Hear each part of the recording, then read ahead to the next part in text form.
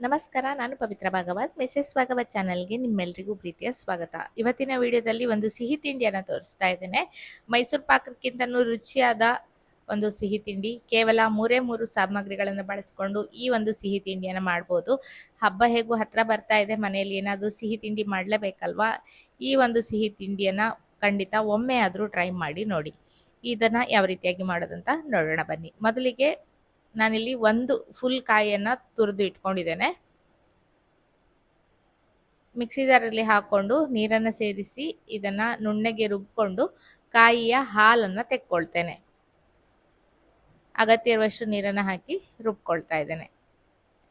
ರುಬ್ಬಿದ್ದನ್ನು ಬಟ್ಟೆಯ ಮೇಲೆ ಹಾಕಿ ಸೋಸ್ಕೊಳ್ತಾ ಇದ್ದೇನೆ. ಜರಡಿಯ ಮೇಲೆ ತೆಳುವಾದ ಒಂದು ಬಟ್ಟೆಯನ್ನು ಹಾಕೊಂಡಿದ್ದೇನೆ. ಅದರಲ್ಲಿ ರುಬ್ಬಿರುವಂತಹ ಕಾಯಿಯ ಮಿಶ್ರಣವನ್ನು ಹಾಕಿ ಕಾಯಿಯ ಹಾಲನ್ನು ತೆಕ್ಕೊಳ್ತೇನೆ. ಅಮೃತ ಫಲ ಅಂತ ಈ ಒಂದು ಸಿಹಿ ತಿಂಡಿಯ ಹೆಸರು. ತುಂಬಾನೇ ರುಚಿಕರವಾಗಿರ್ತದೆ. ಮಾಡಲಿಕ್ಕೆ ಸ್ವಲ್ಪ ಟೈಮ್ ಬೇಕು, ಆದರೆ ತಿನ್ನಲಿಕ್ಕೆ ತುಂಬ ರುಚಿಕರವಾಗಿರ್ತದೆ. ಖಂಡಿತ ಒಮ್ಮೆ ಆದರೂ ಇದನ್ನು ಟ್ರೈ ಮಾಡಿ ನೋಡಿ. ಒಮ್ಮೆ ಕಾಯಿ ಹಾಲನ್ನು ಹಿಂಡಿದ ನಂತರ ಮತ್ತೆ ಪುನಃ ಮಿಕ್ಸಿ ಜಾರಿಗೆ ಅದೇ ಕಾಯಿಯನ್ನು ಹಾಕ್ಕೊಂಡು ನೀರನ್ನು ಹಾಕಿ ಮತ್ತೊಮ್ಮೆ ರುಬ್ಬಿ ಕಾಯಿಯ ಹಾಲನ್ನು ಹಿಂಡ್ಕೊಳ್ತಾ ಇದ್ದೇನೆ.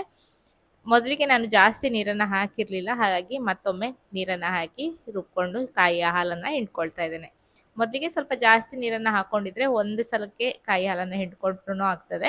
ಎರಡನೇ ಬಾರಿ ಹಿಂಡಿರುವ ಕಾಯಿ ಹಾಲನ್ನು ಬೇರೆ ಯಾವುದಾದ್ರೂ ಅಡಿಗೆಗೆ ಬಳಸ್ಕೊಳ್ಬೋದು. ಸ್ವಲ್ಪ ನೀರು ಜಾಸ್ತಿ ಹಾಕ್ಕೊಂಡ್ರೆ ಕಾಯಿಸ್ಲಿಕ್ಕೂ ಕೂಡ ಸ್ವಲ್ಪ ಜಾಸ್ತಿ ಹೊತ್ತು ಬೇಕಾಗ್ತದೆ. ನೋಡಿಕೊಂಡು ನೀರನ್ನು ಸೇರಿಸ್ಕೊಂಡು ಕಾಯಿ ಹಾಲನ್ನು ತೆಕ್ಕೊಳ್ಳಿ. 2 ಬಾರಿಯೂ ಕಾಯಿ ಹಾಲನ್ನು ತೆಗೆದಿದ್ದಾಗಿದೆ. ಈಗ ಅಳತೆ ಮಾಡ್ಕೊಳ್ತಾ ಇದ್ದೇನೆ. ನಾನಿಲ್ಲಿ 1 ಲೀಟರ್ ಆಗುವಷ್ಟು ಕಾಯಿಯ ಹಾಲನ್ನು ತಗೊಂಡಿದ್ದೇನೆ. ಅಳತೆ ಮಾಡಿ ತಗೊಳ್ಳೋದು ಇಂಪಾರ್ಟೆಂಟ್ ಆಗ್ತದೆ. ನಂತರ ಸಕ್ಕರೆಯನ್ನು ಹಾಕಲಿಕ್ಕೆ ಸುಲಭ ಆಗ್ತದೆ. ಕಾಯಿಯ ಹಾಲನ್ನು ಒಂದು ದೊಡ್ಡ ಬಾಣಲೆಯಲ್ಲಿ ಹಾಕ್ಕೊಳ್ತಾ ಇದ್ದೇನೆ. ಅಷ್ಟೇ ಪ್ರಮಾಣದಲ್ಲಿ ಹಸುವಿನ ಹಾಲನ್ನು ತಗೊಳ್ತಾ ಇದ್ದೇನೆ. ಕೆನೆಯ ಸಹಿತವಾಗಿರುವಂತಹ ಹಾಲನ್ನು ತಗೊಳ್ಳಿ. ದಪ್ಪವಾಗಿರುವ ಹಾಲಿದ್ದಷ್ಟು ರುಚಿಯಾಗಿ ಬರ್ತದೆ. ಎರಡನ್ನು ಸಮ ಪ್ರಮಾಣದಲ್ಲಿ ಹಾಕ್ಕೊಂಡಿದ್ದೇನೆ. ಹಸುವಿನ ಹಾಲನ್ನೇ ಜಾಸ್ತಿ ಕೂಡ ಹಾಕಿ ಮಾಡ್ಕೊಳ್ಬೋದು, ಅಥವಾ ಎರಡನ್ನು ಸಮ ಪ್ರಮಾಣದಲ್ಲಿ ಕೂಡ ಹಾಕ್ಬೋದು. ರುಚಿಯಲ್ಲಿ ಏನು ವ್ಯತ್ಯಾಸ ಆಗೋದಿಲ್ಲ. ಮಾಡಲಿಕ್ಕೆ ನಿಮಗೆ ಯಾವುದು ಸುಲಭ ಅನಿಸ್ತದೆ ಹಾಗೆ ಮಾಡ್ಕೊಳ್ಬೋದು. ಇದನ್ನು ಒಲೆಯ ಮೇಲಿಟ್ಟು ಕಾಸ್ಕೊಳ್ತಾ ಹೋಗ್ತೇನೆ. ಸ್ವಲ್ಪ ಗಟ್ಟಿಯಾಗ್ತಾ ಬಂದ ನಂತರ ಇದಕ್ಕೆ ನಾವು ಸಕ್ಕರೆಯನ್ನು ಸೇರಿಸಬೇಕು. 1 ಲೀಟರ್ ಅಂದರೆ 5 ಕಪ್ ಆಗ್ತದೆ. 2 ಲೀಟರ್ ಆಗುವಷ್ಟು ಆಗಿದೆ. ಅದಕ್ಕೆ 4 ಕಪ್ ಆಗುವಷ್ಟು ಸಕ್ಕರೆಯನ್ನು ಹಾಕ್ಕೊಳ್ತಾ ಇದ್ದೇನೆ. ಕೇವಲ 3 ಸಾಮಗ್ರಿ ಇದಕ್ಕೆ ಬೇಕಾಗೋದು. ಹಸುವಿನ ಹಾಲು, ಕಾಯಿಯ ಹಾಲು ಹಾಗೆ ಸಕ್ಕರೆ. ಚೆನ್ನಾಗಿ ಕುದ್ದು ದಪ್ಪ ಆಗ್ತಾ ಬರ್ತಾ ಇದೆ. ಈಗ ಇದಕ್ಕೆ ಸಕ್ಕರೆಯನ್ನು ಹಾಕ್ಕೊಳ್ತಾ ಇದ್ದೇನೆ. ಕಾಸ್ತಾ ಹೋಗಬೇಕು. ಸಕ್ಕರೆ ಎಲ್ಲ ಕರಗಿ ಮತ್ತೆ ದಪ್ಪ ಆಗ್ತಾ ಬರಬೇಕು. ಸಕ್ಕರೆ ಹಾಕಿದ ನಂತರ ಕೈ ಬಿಡುವ ಹಾಗೆ ಇಲ್ಲ, ತಳದಲ್ಲಿ ಕುತ್ಕೊಳ್ಳುತ್ತೆ. ಹಾಗಾಗಿ ಮಗ್ಚ್ತಾನೆ ಹೋಗಬೇಕು.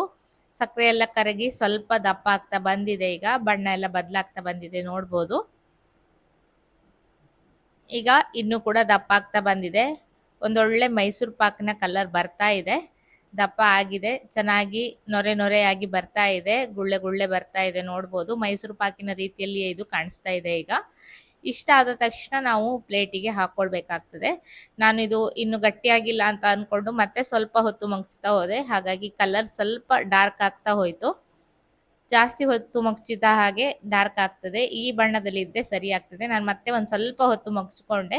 ಅಕಸ್ಮಾತ್ ಏನಾದರೂ ಪಾಕ ಬಂದಿಲ್ಲ ಅಂದರೆ ಮತ್ತೆ ಪ್ರಾಬ್ಲಮ್ ಆಗ್ತದೆ ಅಂತ ಮತ್ತೆ ಸ್ವಲ್ಪ ಹೊತ್ತು ಮಗ್ಚ್ಕೊಂಡೆ. ಡಾರ್ಕ್ ಆಯಿತು.